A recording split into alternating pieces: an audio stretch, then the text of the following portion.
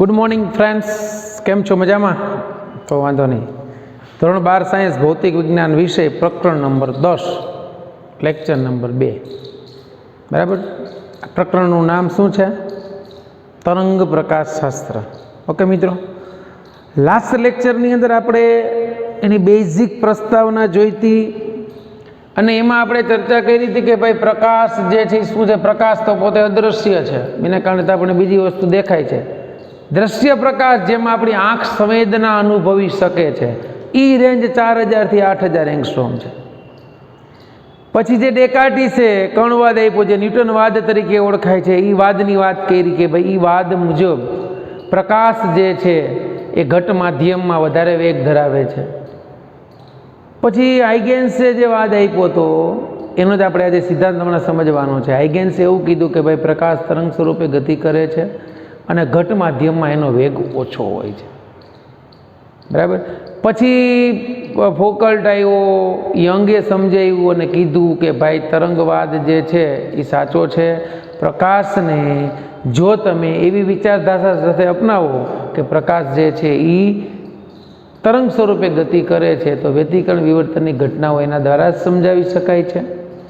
પછી આપણે તરંગ અગ્ર વિશેની ડેફિનેશન જોઈ હતી કે તરંગ અગ્ર એટલે શું? સમાન કળામાં દોલનો કરતા કણોમાંથી પસાર થતું એક કાલ્પનિક પૃષ્ઠ, એને તરંગ અગ્ર કહેવાય. તરંગ અગ્રના બે પ્રકારો મેઇન છે, એક ગોળાકાર તરંગ અગ્ર અને એક નળાકાર તરંગ અગ્ર. ગોળાકાર તરંગ અગ્ર અનંત અંતરે સમતલ તરંગ અગ્ર બને છે. ક્લિયર? ગોળાકાર તરંગ અગ્ર ઉદ્ભવવા માટે બિંદુવત ઉદ્ગમ જરૂરી છે. નળાકાર તરંગ અગ્ર ઉદ્ભવવા માટે રેખીય ઉદ્ગમ જરૂરી છે, જેમ કે ટ્યુબલાઇટ. ઓકે, હવે આપણે સમજવાનો છે હાઇગેન્સનો સિદ્ધાંત. આપણને તરંગ અગ્ર સમજાઈ ગયું. તરંગ અગ્ર સ્વરૂપે આખું પૃષ્ઠ પણ હોઈ શકે અથવા તો વક્ર પણ હોઈ શકે. પેલા હું હાઇગેન્સનો સિદ્ધાંત લખી નાખું છું, ધ્યાન આપજો, અહીંયા સમજવાનો પ્રયત્ન કરજો. હાઇગેન્સે એમ કીધું હતું કે તરંગ અગ્ર પરનો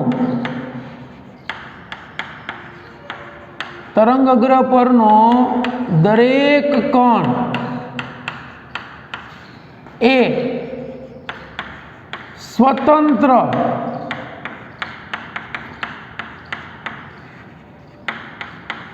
ગુણ ઉદ્ગમ તરીકે વર્તે છે.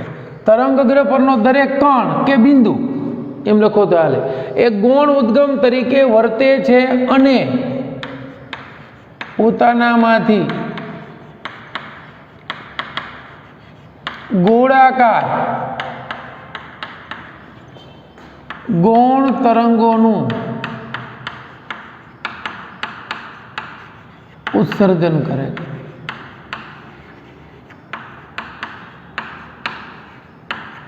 શું કરે છે? આપણને તરંગ અગ્રનો પ્રકાર ખબર પડી જાવ છે કે તરંગ અગ્ર પરનો દરેક કણ સ્વયં સ્વતંત્ર ગૌણ ઉદ્ગમ તરીકે વર્તે છે અને પોતાનામાંથી ગોળાકાર ગૌણ તરંગોનું ઉત્સર્જન કરે છે. પછી શું કીધું? તો કે સૂક્ષ્મ સમયના અંતે એ ઉત્સર્જન કરી દે, પછી સૂક્ષ્મ સમયના અંતે કે થોડા સમય પછી સૂક્ષ્મ સમયના અંતે આ ગોળાકાર તરંગોને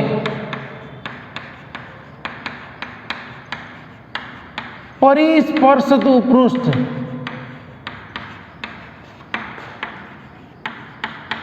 એ નવા તરંગ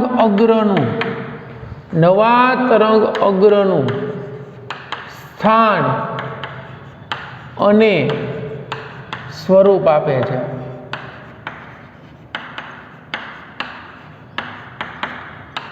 ધ્યાન આપજો, હમણાં સમજાવું છું, તમને ખબર પડી જશે. તરંગ અગ્ર પરનો દરેક કણ, દાખલા તરીકે હું એક તરંગ અગ્ર લઉં છું, ધ્યાન આપજો. આ વેવ ફ્રન્ટ આપણે લીધો એટલું વક્રાકારે. આ તરંગ અગ્રને નામ આપી દઈએ F1 F2. આ તરંગ અગ્ર પરના જુદા જુદા બિંદુઓ વિચારી લઈએ. આ બિંદુ જે છે A છે, આ બિંદુ B છે, આ બિંદુ C છે, આ બિંદુ D છે. આ તરંગ અગ્ર ક્યાંથી ઉદ્ભવ્યું હશે? તો ક્યાંકથી ગોળા બિંદુવત ઉદ્ગમ હશે, એમાંથી તરંગ અગ્ર કોઈ એક સમય અહીંયા ધાર્યું આપણે કે અહીં તરંગ અગ્ર એક F1 F2 આ તરંગ અગ્ર છે.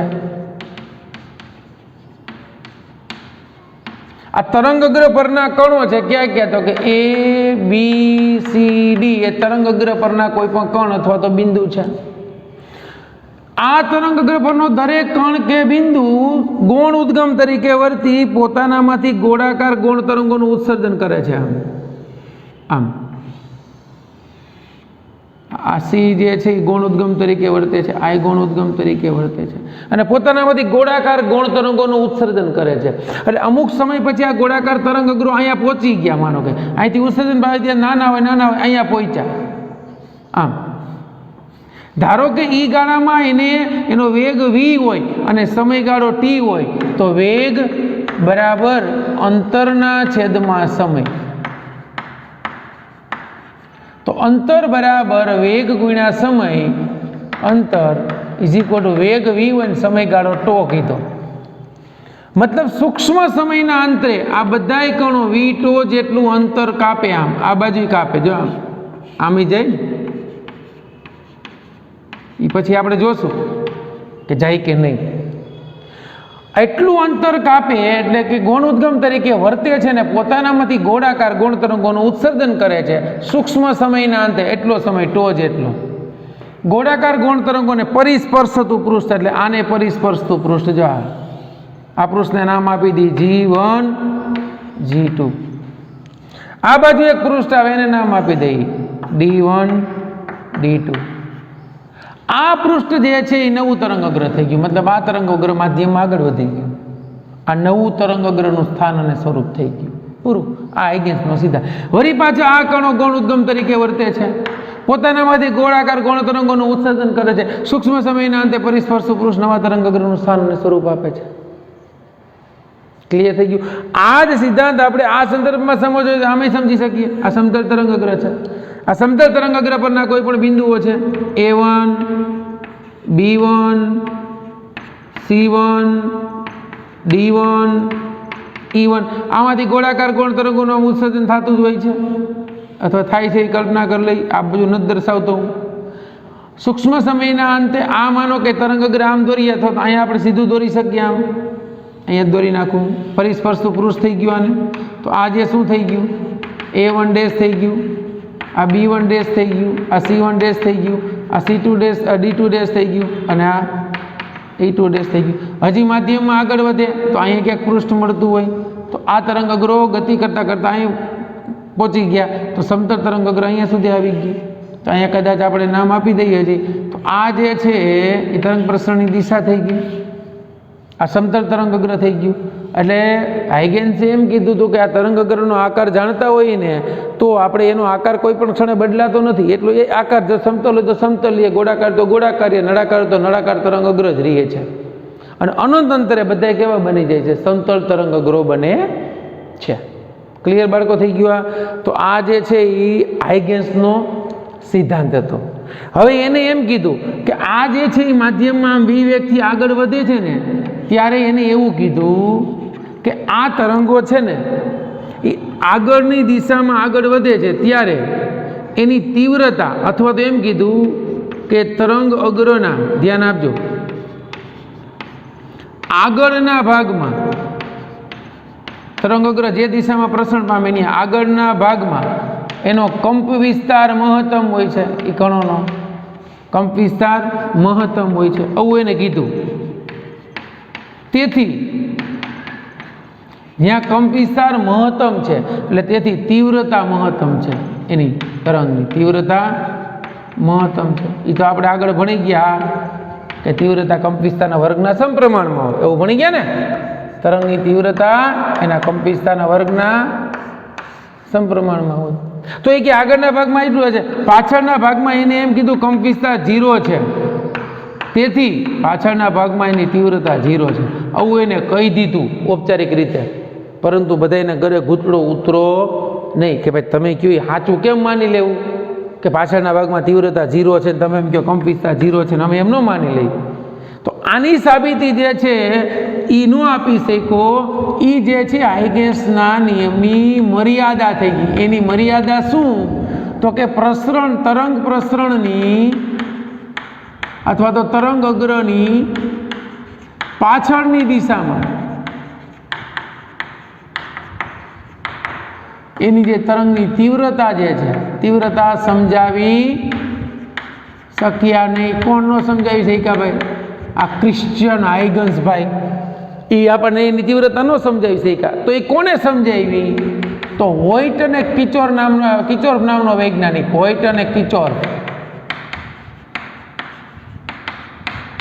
હોઈટ અને કિચોર નામના વૈજ્ઞાનિકે કીધું કે ભાઈ અમે એવું કહીએ છીએ કે એની તીવ્રતા જે છે ને એ કોસ સ્ક્વેર વિધેયના આ રીતે સમપ્રમાણમાં હોય. આઈ ચલે છે કોસ સ્ક્વેર થીટા બાય 2 હોય, જ્યાં થીટા એ પ્રસરણની દિશા સાથે બનાવેલો ખૂણો.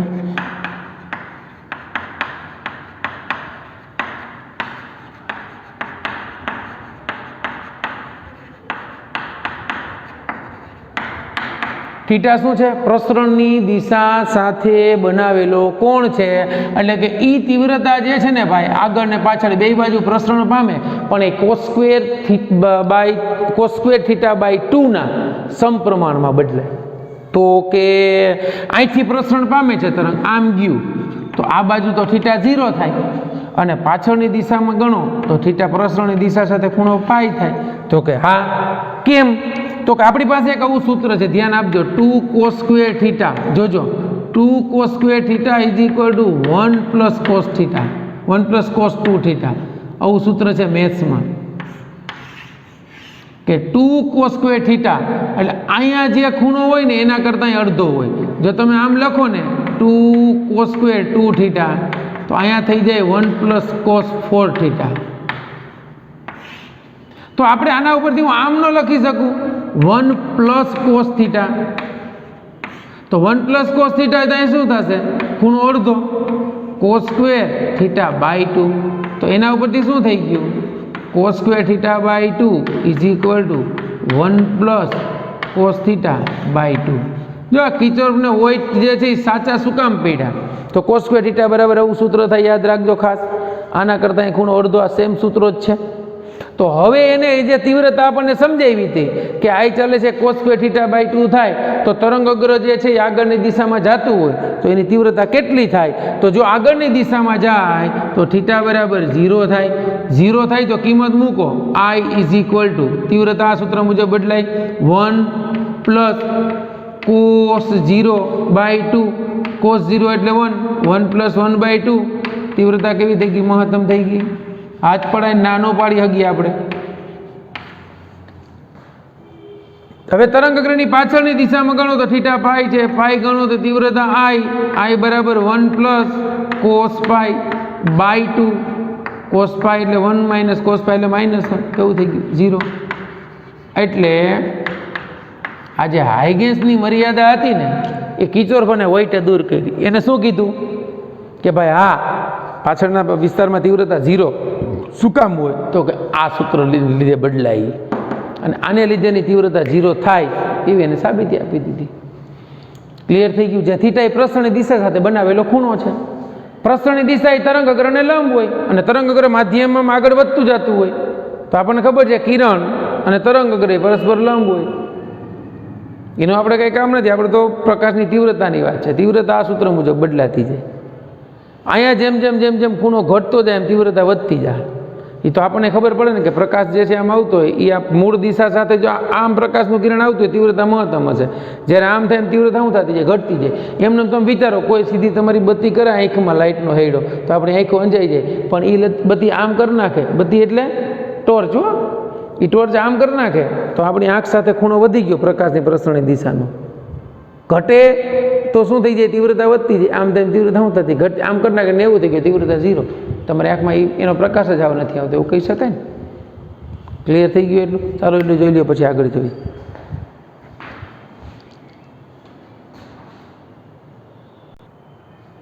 ચાલો બાળકો, તો હાઇગેન્સની વાતને તો તમારે સમર્થન આપવું જ પડે ને કે ન આપવું પડે?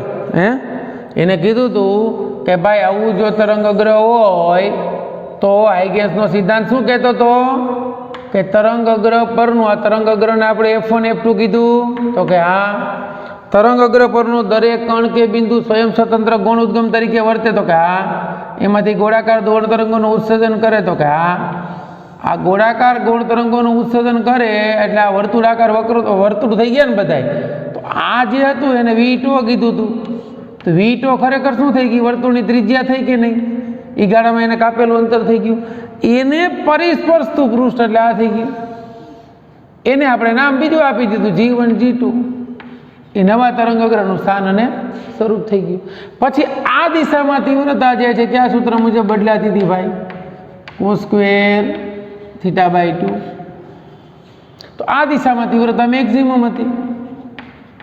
આ દિશામાં પાછળની દિશામાં તીવ્રતા કેવી હતી? મિનિમમ હતી. મેક્સિમમ મહત્તમ હોય તો મિનિમમ 0 થઈ ગયું. ક્લિયર? એટલે અહીંયા જે છે આવું મળતું તો ત્યાં કોઈ પ્રકારની તીવ્રતા મળતી નહોતી. આવું આપણને હાઇગેન્સે કીધું ને આપણે માનવું પડે, એમાં ના પડાય નહીં. હવે આપણે જોવાનું છે તરંગનું વક્રીભવન. બરાબર? કે તરંગ અગ્રનું કે પ્રકાશ જે છે એ તરંગ સ્વરૂપે સ્વીકારી અને આપણે એનું વક્રીભવન અને પરાવર્તન સમજવાનો પ્રયત્ન કરીએ. તો સૌપ્રથમ આપણે સમજશું તરંગ અગ્ર વડે પ્રકાશનું વક્રીભવન. તરંગ અગ્ર વડે પ્રકાશનું વક્રીભવન. તો વક્રીભવન માટે તો આપણી પાસે બે માધ્યમ હશે ને. તો આ વક્રીભવન જે પેલું સમજીએ, કેના માટે સમજીએ? પાતળામાંથી ઘટ માધ્યમ માટે. બરાબર? ચાલો, અહીંયા એક આ વક્રીભવનકારક સપાટી લઈ લો. રેડી? આ વક્રીભવનકારક સપાટી જે છે એને તમારે જે નામ આપવું એ આપી દઉં છું. આ વક્રીભવનકારક સપાટી જે છે એને હું નામ આપી દઉં O થી O'. બે માધ્યમને છૂટી પાડતી સપાટી છે. અહીંયા જે માધ્યમ છે એનો વક્રીભવનાંક N1 છે, આનો વક્રીભવનાંક N2 છે, અને આપણે કહી શકીએ કે N2 > N1 છે. બરાબર? સમજો. હવે એક સમતલ તરંગ અગ્ર અહીંથી આપાત થાય છે. આ સમતલ તરંગ અગ્ર છે. આ સમતલ તરંગ અગ્ર AB. આમે કોઈ બુક્સ વિચારી લ્યો, આમ દાખલ થઈ આ સપાટી ઉપર, અહીંથી આ રીતે આમ દાખલ થઈ છે.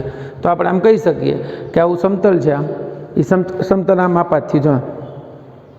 એટલે આ જે બન્યો એ ખૂણો કયો બન્યો? અહીંયા એ આપાત કોણ I બન્યો. હવે જેવો આ છેડો અહીંયા પહોંચી ગયો, મતલબ તો આપણને ખબર જ છે કે આ સમતલ તરંગ અગ્ર આમથી આવ્યું તો સૌથી પહેલા તરંગ અગ્ર આ છે એનું આ બિંદુ અહીં નીચે પહોંચી ગયું. તો કે આ એ બિંદુ નીચે પહોંચી ગયું તો અહીંથી આ તરત ગૌણ ઉદ્ગમ તરીકે વર્તશે. એટલે ગૌણ ઉદ્ગમ તરીકે વર્તી પોતાનામાંથી ગોળાકાર ગૌણ તરંગોનું ઉત્સર્જન કરી એટલે આમ કહી શકીએ ગોળાકાર ગૌણ તરંગોનું ઉત્સર્જન એને કરી દીધું. એ ગાળામાં તરંગ અગ્ર પરનું આ બિંદુ છે ને એટલું અંતર કાપવું પડશે, પછી ગૌણ ઉદ્ગમ તરીકે વધશે. એ ગાળામાં આને અંતર એટલું કાપવું પડશે, પછી ગૌણ ઉદ્ગમ તરીકે વર્તી શકશે ને. એ ગાળામાં આને એટલું અંતર કાપવું પડે, આને એટલું કાપવું પડે, આને એટલું કાપવું પડે. એ ગાળામાં આને તો એટલું અંતર કાપીને અહીં સુધી પહોંચવું પડે. તો એ ગાળામાં અહીંથી જે ગોળાકાર ગોળ તરંગ ઉત્સર્જિત હતું એ ગતિ કરતું અહીંયા પહોંચી ગયું હશે. એ ગાળામાં અહીંયા થોડું પહોંચીને અહીં ગૌણ ઉદ્ગમ તરીકે વર્તી અને એને ગોળાકાર ગૌણ તરંગોનું ઉત્સર્જન કરીને આવું તરંગ ઉત્પન્ન કર્યું હશે. એ ગાળામાં અહીં ક્યાંક હશે એને આવું તરંગ ઉત્પન્ન કર્યું હશે, આને આવું કર્યું હશે, આને આમ કર્યું હશે. તો અહીંથી ઉત્સર્જેલું તરંગ માધ્યમ N2 છે, અહીંયા N1 છે, અહીંયા વેગ V1 હશે, અહીંયા વેગ માધ્યમમાં V2 હશે. એટલે જો અહીંયા સમયગાળો τ હોય, અહીંયા સમયગાળો τ હોય તો એટલા સમયગાળામાં એને V1 થી τ જેટલું અંતર અહીંયા હવામાં કાપી અને અહીંયા પહોંચશે. એ ગાળામાં τ જેટલું અંતર અહીંયા કાપી અને પ્રકાશનું કિરણ અહીંયા પહોંચી ગયું છે. આ કણ અહીંયા જે તરંગ અગ્ર પરનું આ બિંદુ હતું ને ત્યાંથી ઉદ્ભવેલું તરંગ અહીંયા પહોંચી ગયું હશે. અહીંયા તમે વિચારો કે આ આપાત સપાટીએ દોરેલો લંબ છે. અહીંથી ધારો કે પ્રકાશનું કિરણ એક આપાત થયું, આ એ આપાત કોણ I થયું. એટલે આ આમ જવાને બદલે આમ વળશે ને લંબ તરફ, તો એ આપાત કોણ I થયો, આ વક્રીભૂત કોણ R થયો. જોજો.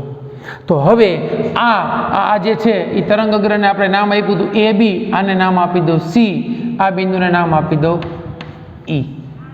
તો અહીંયા આ જે ડી બિંદુ હતું એવું બિંદુ અહીંયા ક્યાંક મળશે, એક અહીંયા મળશે, એક અહીંયા મળશે, એક અહીંયા મળશે, એક અહીંયા મળશે, અહીંયા મળશે, મતલબ આખે આખું જે મળ્યું એ આપાત તરંગગ્ર આ થયું, આ આખે આખું પરાવર્તિત તરંગગ્ર, ઓલું વક્રીભવન તરંગગ્ર થયું. કેવું?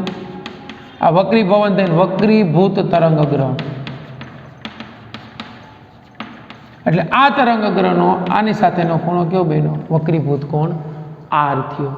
અહીંયા પ્રકાશના કિરણના આ જે તરંગગ્રહ પરનું બિંદુ V1 થી વેગથી t જેટલા સમયમાં અહીંયા ટો જેટલા સમયમાં અહીંયા પહોંચશે એ ગાળામાં અહીંયા ઉદ્ભવેલું તરંગગ્રહ V2 વેગથી ટો જેટલા સમયમાં એ બિંદુ પાસે પહોંચી ગયું. તો આ ખૂણો 90 નો થશે, આ 90 નો થશે, આ 90 નો થશે. થઈ ગયું? આમ તો આ જે છે એ બે ખૂણા 90 ના થયા, બરાબર? આ તો ન કહી શકીએ, થાય તો વેલ એન્ડ ગુડ. તો આ ખૂણો 90 નો થયો, અહીંયા આ 90 નો થયો, એ 90 નો થશે. હવે આમ શું કામે તરંગગ્રહ ત્રાસું થઈ ગયું એ આપણે હજી લાસ્ટમાં સમજશું કે માધ્યમ આવે ત્યારે પ્રકાશમાં શું ફેરફાર થાય. એટલા માટે ત્રાસું થઈ ગયું કે આ જે હવામાંથી આવતું હતું અહીં માધ્યમ ઘટ છે એટલે લંબ તરફ ભાગવું પડે. સમજાણું? આમ સમતલ તરંગગ્રહ આમનામ લઈ લ્યો ને તો સીધું બધા તરંગો એક જ સાથે પહોંચી જશે, એટલા માટે ત્રાસું લીધું. ક્લિયર થઈ ગયું? હવે આ જે છે એ આપાત તરંગગ્રહ હતું, આ પરાવર્તિત તરંગગ્રહ હતું. હવે આકૃતિ પરથી વિચારો. જો એક ત્રિકોણ લઈ લઉં, આ આપાત કોણ છે? ત્રિકોણ ABC માટે સાઇન થીટા એટલે કે સાઇન I બરાબર સામેની બાજુ એટલે BC છેદમાં કર્ણ એટલે AC, BC એટલે V1 ટો એના છેદમાં AC. તથા બીજો ત્રિકોણ લઈ લઈએ AEC માટે સાઇન R. આ સામેની બાજુ એટલે AE છેદમાં કર્ણ એટલે AC, એના માટે કાટકોણ એટલે કર્ણ બે માટે સેમ થઈ ગયું. આજ AE એટલે V2T છે અથવા ટો એના છેદમાં AC થઈ ગયું. ક્લિયર થઈ ગયું બાળકો? બે સમીકરણો મળ્યા, બંને સમીકરણોનો ગુણોત્તર લઈ લ્યો તો શું મળશે આપણને? સાઇન I એના છેદમાં sine R is equal to, ચાલો I બરાબર કેટલા છે તો કે V1 ટો એના છેદમાં AC એને ગુણ્યા V2 ટો એના છેદમાં AC, AC કેન્સલ, ટો કેન્સલ, કેટલું મળ્યું? V1 ના છેદમાં V2. એટલે હવે આપણને આ તરંગનું વક્રીભવન જે છે એમાં આવું સૂત્ર મળ્યું આપણને, સાઇન I એના છેદમાં sine R is equal to V1 ના છેદમાં V2. બરાબર? ધ્યાન આપજો.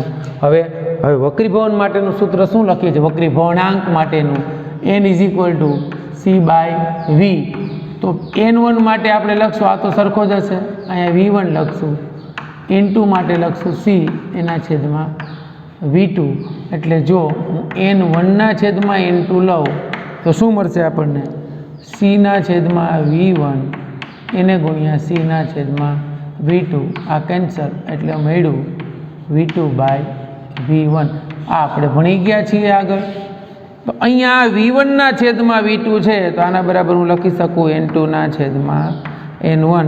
એટલે બાળકો આના ઉપરથી આપણે નિયમ તારવી શકીએ, N1 sin I is equal two N2 sin I. આ થઈ ગયો સ્નેલના નિયમની સાબિતી. એટલે કે આ વક્રીભવનના નિયમોનું તરંગગ્રહ પાલન કરે છે. અહીંયા આપાત કોણ I થયો, વક્રીભૂત કોણ R થયો. આ બિંદુ માટે જેમ લાગુ પડ્યું ને એમ આખા સમતલ તરંગગ્રહ માટે લાગુ પાડી શકાય. સમજાણું? આ તરંગગ્રહ પરના બિંદુ માટે આ આપાત કોણ થયો, આ એનો વક્રીભૂત કોણ થશે. ક્લિયર? દરેક બિંદુ કે કણ માટે તમે સ્નેલનો નિયમ લાગુ પાડી શકો.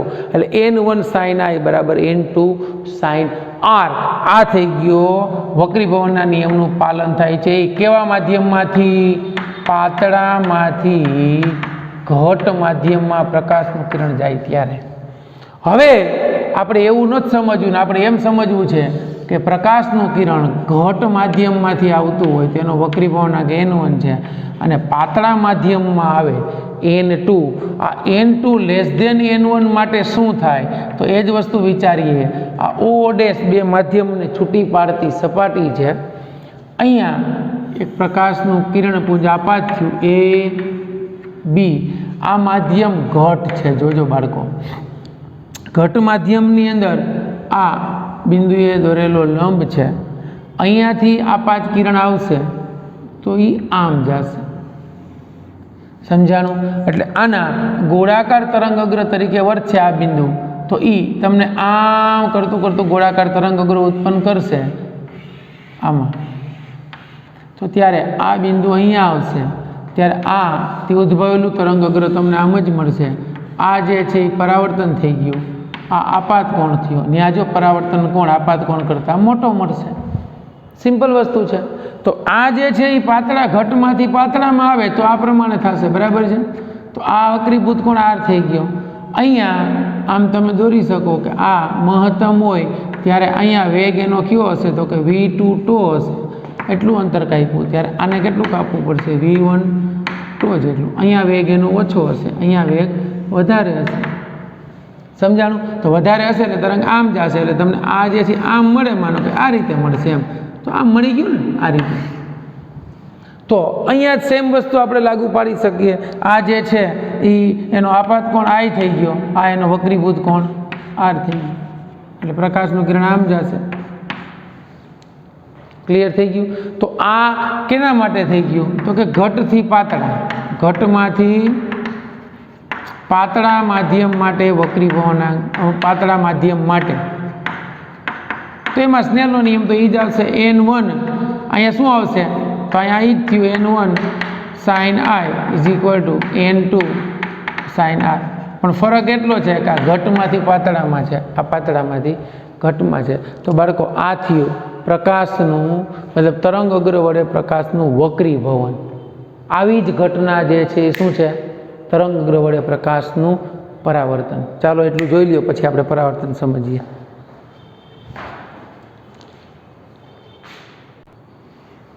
ચાલો હવે આપણે હમણાં જ આપણે તરંગનું વક્રીભવન જોયું, એમાં હજી એક પોઈન્ટ આપણે ઉમેરવું હોય તો ઉમેરી શકીએ બાળકો, કે અહીંયા જ્યારે સમતલ તરંગ અગ્ર આપાત થયું હતું, આ આપાત કોણ છે, આ બિંદુએ દોરેલો લંબ, આ બિંદુ માટે તરંગ અગ્રના કોઈ એક બિંદુ માટે આ જે છે એ આપાત કિરણ થઈ ગયું, આ એનો આપાત કોણ થયો, ત્યારે આ જે છે એનો પરાવર્તન કોણ કિરણ થયું, પરાવર્તિત કિરણ, બરાબર? એ સહેજ લંબથી દૂર જશે, એટલે આપણે આમ દોરીએ, બરાબર?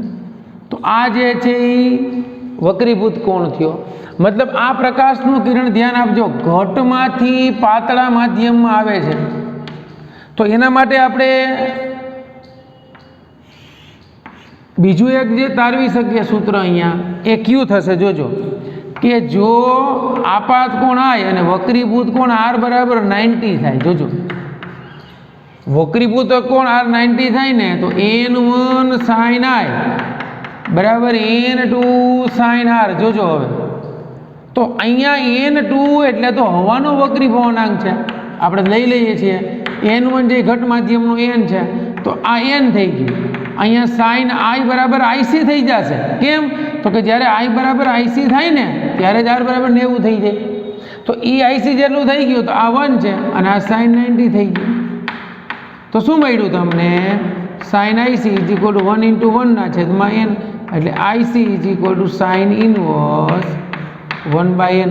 મતલબ તમને અહીંયા સ્નેલનો નિયમ મળી ગયો. જો આ સમજાણું? એટલા માટે તમને ઘટમાંથી પાતળા માધ્યમ માટે સમજાવ્યું છે ત્યાં, બાકી તો આપણે પાતળામાંથી ઘટમાં તો જોયું હતું. ઓકે, ચાલો હવે છે તરંગનું, મતલબ આ તરંગ એટલે તરંગ અગ્ર. તરંગ અગ્ર કેવું છે, તો કે સમતલ, એટલે એમ કહી શકીએ સમતલ તરંગ અગ્રનું. તરંગ અગ્રનું આપણે વક્રીભવન જોયું ને, હવે જોવાનું છે તરંગ અગ્રનું પરાવર્તન. તરંગ અગ્રના પરાવર્તન માટે આપણે એક સપાટી લઈ લઈએ. આ સપાટી એને નામ આપી દઈએ આપણે PQ. આ સપાટી પરાવર્તક છે. જોજો ઓલી વક્રીભવનકારક હતી, એટલે આમાં પ્રકાશનું કિરણ શોષવું નથી નીકળતું, એકના એક માધ્યમમાં પરાવર્તન પામી જાય. એટલે અહીંયાથી ધારો કે એક તરંગ અગ્ર આપાત થયું, આ સમતલ તરંગ અગ્ર છે, AB છે, આ એનો આપાત કોણ થયો. હવે તમને સમજાણું તો કે આ ગૌણ ઉદ્ગમ તરીકે વર્તશે, પોતાનામાંથી ગોળાકાર ગૌણ તરંગોનું ઉત્સર્જન કરશે, એ માધ્યમમાં આગળ વધશે, માધ્યમમાં પરાવર્તન પામશે, એટલે આમ મળશે ને. તો કોઈ સમયે ધારો કે અહીં પહોંચી ગયું, એ ગાળામાં અહીંથી એક કણ આવશે, એનું તરંગ અગ્ર આમ મળશે. એક અહીંયા આવશે એનું તરંગ આમ મળશે. એ ગાળામાં અહીંયા રહેલું તરંગ તો બિચારું હજી અહીંયા પહોંચશે ને ત્યાં સુધી માતા અહીંયા પહોંચી ગયું. અહીંયા પહોંચી ગયું ત્યાં સુધીમાં એને કાપેલું અંતર વેગ v1, સમયગાળો ટો. અહીંયા વેગ આમ જાતું હતું, આમ અહીંયા વેગ v1 છે, સમયગાળો ટો. શું કામે? માધ્યમ સમાન છે બંનેના, માધ્યમ એક જ છે ને પરાવર્તન માટે. તો અહીંયા v1 ટો જેટલું v1 t ટો જેટલું અંતર થઈ ગયું. આ આપાત કોણ થઈ ગયો? હજી તો આમ કરતાં કરતાં અહીંયા પહોંચે ત્યારે આ તો ગૌણ ઉદ્ગમ તરીકે વર્તવાની તૈયારી કરે છે.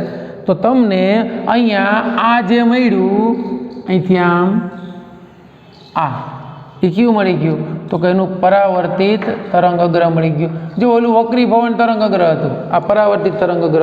એટલે આ એ બી છે, અહીંયા હું સી નામ આપું, અહીંયા ડી નામ આપી દઉં. તો એ બી એ આપાત તરંગ અગ્ર થયું.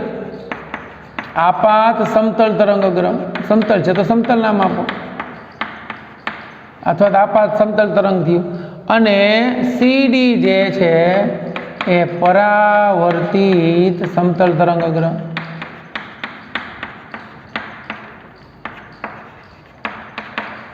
ક્લિયર થયું બાળકો? તો હવે અહીંયા સિમ્પલ વસ્તુ છે. જો આ જે છે એ આપાત કોણ આવ્યા હતો ત્યારે આ ખૂણો 90 નો હતો. અહીંયા આ ખૂણો દેખાતો નથી, હશે કેટલાનો? આ 90 જશે.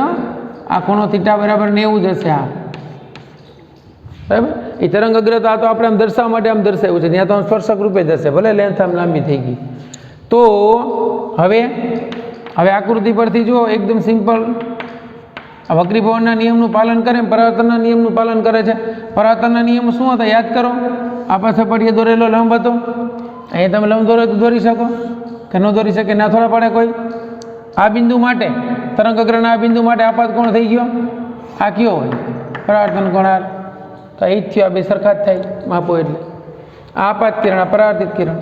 હવે એમ આપણે આમ જોતા હતા ને કિરણની અંદર શું જોયું હતું કિરણ પ્રકાશ શાસ્ત્રમાં કે આ અને આર બે સરખા હોય. આ આપાત કિરણ છે, આ પરાવર્તિત કિરણ છે, આ આપાત બિંદુ દોરેલો લંબ છે. એટલે આ અને આર બે સરખા થાય, ભલે એમાં દેખાતા નથી હો. તો આકૃતિ પરથી ધ્યાન આપજો. એક ત્રિકોણ લઉં છું એબીસી માટે. ચાલો એબીસી માટે શું થશે? સાઇન આઈ, સામેની બાજુ બીસી છેદમાં કર્ણ એસી. બીસી એટલે તો v1 ટો છેદમાં એસી. તથા ત્રિકોણ એડીસી માટે sine R is equal to સામેની બાજુ એટલે એડી છેદમાં કર્ણ. તો બંને માટે કોમન જ છે, આ બંને ત્રિકોણ માટે કર્ણ આ જ થયો. એડી એટલે v2t, સોરી v1 ટો જ થશે. વેગ તો બેયનો સરખો જ છે, એના છેદમાં એસી. મતલબ આ સમીકરણ 1 અને આ સમીકરણ 2 શું થયું? સમીકરણ 1 અને 2 પરથી જમણી બાજુ તો બંનેમાં સરખી છે. જો v1 ટોના છેદમાં એસી, એના પરથી શું થઈ ગયું? Sine I is equal to sine R. પૂરું. આના પરથી શું સાબિત થઈ ગયું? ખૂણો નાનો હોય તો આઈ બરાબર આર. એટલે આ કયો નિયમ થઈ ગયો? પરાવર્તનનો નિયમ. પરાવર્તનનો નિયમ શું હતો? આપાત કોણ અને વક્રી પરાવર્તન કોણ કેવા હોય?